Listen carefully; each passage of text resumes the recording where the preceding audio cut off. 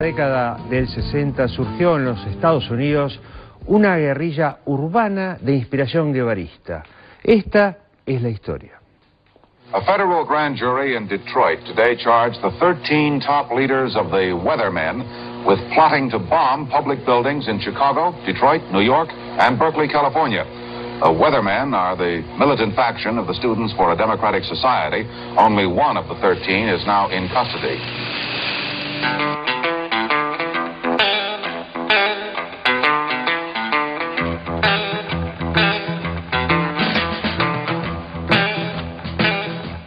La contracultura de los años 60 en los Estados Unidos no solo produjo los conocidos estereotipos del hipismo, el amor libre, el rock y el pacifismo.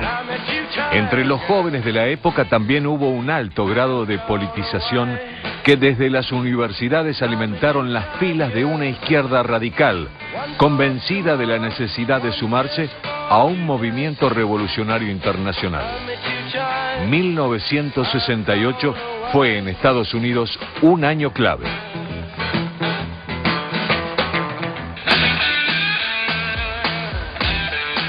Al clima de convulsión internacional signado por las luchas de liberación del tercer mundo, la revolución cultural china y las revueltas en Francia se sumaron el asesinato del líder negro, Martin Luther King, y las atrocidades de la guerra de Vietnam.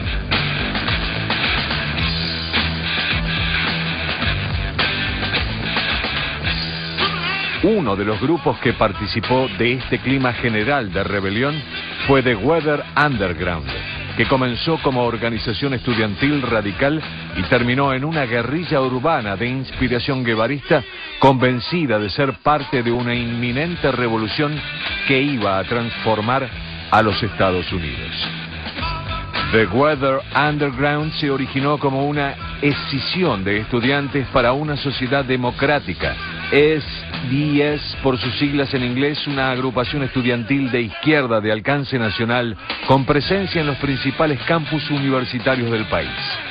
En 1969, la SDS realizó una convención nacional en el Coliseo de Chicago, de la que participaron 2.000 estudiantes y en la que los Weather Underground, también conocidos como Weathermen o meteorólogos, se hicieron con el control de la organización.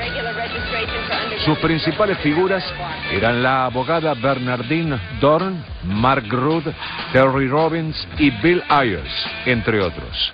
There's no way to be committed to nonviolence in the middle of the most violent society that history's ever created. I'm not committed to nonviolence in any way. This system is going to be overthrown. It's going to mean a fight. And it's going to mean a lot of white people risking a lot of things when they finally join on the side of the black people and the people of Vietnam and around the world who have already begun the fight. Los Weathermen no se sentían representados por las tendencias de la denominada nueva izquierda estadounidense. Se identificaban con la lucha de los afroamericanos en Estados Unidos como parte de la lucha mundial contra el imperialismo norteamericano y consideraban a los negros estadounidenses una colonia dentro del país que luchaba por su autodeterminación. Su objetivo era apoyar al partido Panteras Negras, creando un movimiento revolucionario de masas con una fuerte base juvenil antiimperialista y antirracista.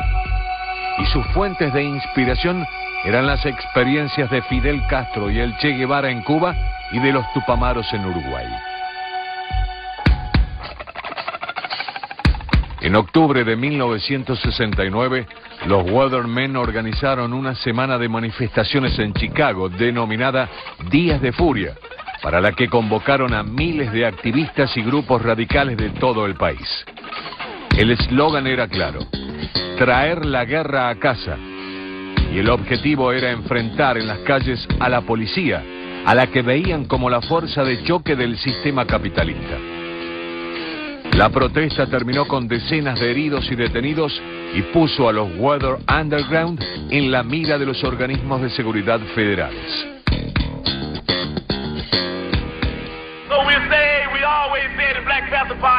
That they can do anything they want to us. We might not be back. I might be in jail. I might be anywhere. But when I leave, you can remember I said with the last words on my lips that I am a are revolutionary.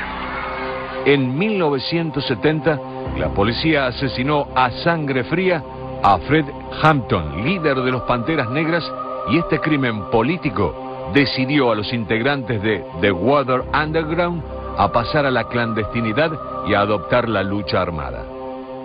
It's 2.5 weeks since Fred Hampton was murdered by the pigs who own this city, and for people to be able to enjoy Christmas time in this country without remembering and without making a choice about the struggle that's going on in the world, without taking action about a blatant murder that takes place in the city against a revolutionary black leader, is an obscenity.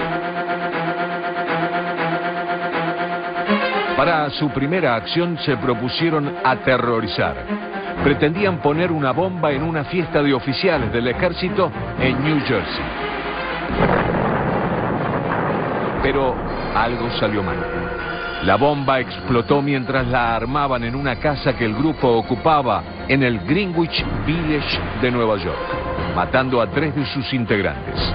A partir de entonces el FBI creó una unidad especial para investigar a los Weather Underground como parte del programa conocido como COINTELPRO, una iniciativa clandestina creada por Edgar J. Hoover, que se proponía infiltrar y neutralizar por medios ilegales a todos los grupos radicales del país.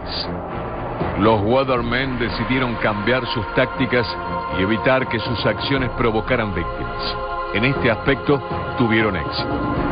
Sin causar muertos ni heridos, pusieron bombas en oficinas del gobierno federal, cuarteles de la policía, centros penitenciarios, el Capitolio y el Pentágono, entre otros, por causas tan diversas como el aniversario de la Revolución Cubana, el golpe en Chile, el bombardeo de Hanoi y las masacres de presos en cárceles estadounidenses. Uno de sus operativos más curiosos fue su colaboración en el escape de prisión del psicólogo y gurú del LSD, Timothy Leary, a quien ayudaron a exiliarse en Argelia junto al Pantera Negra, Eldridge Cleaver. I escaped with the help of the Weathermen Underground. 25 of their crack underground operators came to California for 6 weeks before my escape, and it was a very complicated operation.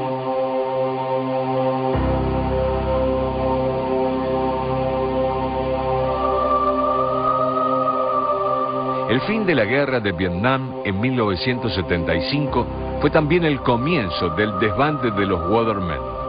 Entre 1978 y 1980, aprovechando una amnistía del entonces presidente Jimmy Carter, los principales líderes del grupo se entregaron a la justicia y lograron su libertad en algunos casos luego de unos años de prisión, pago de fianzas y probations.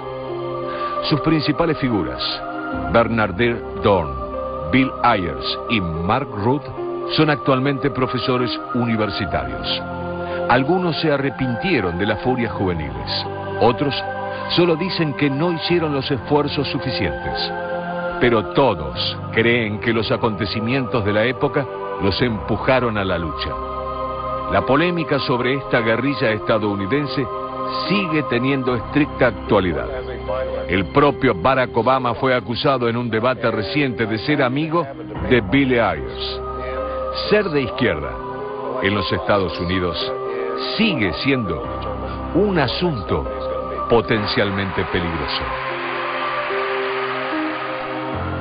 Hay varios temas de esos que en Estados Unidos estaban metidos en el bolsillo o abajo de la cama o metiditos en el placar, que la presencia de Barack Obama en la campaña y la posibilidad cierta de que llegue a la Casa Blanca trajeron de nuevo a la luz, como por ejemplo las cuestiones que tienen que ver con las guerrillas, pero también la cuestión racial, que está también muy vinculada, como veíamos recién. Los Weather Underground tenían vínculo y tenían admiración por los movimientos de derechos civiles negros en Estados Unidos, y precisamente ayer hubo una sentencia, se conoció un fallo en Nueva York que absolvió a 3 policías por la muerte, por el asesinato de un joven negro hace 2 años, unas pocas horas antes de su casamiento. El muchacho estaba desarmado, festejando en su despedida de soltero.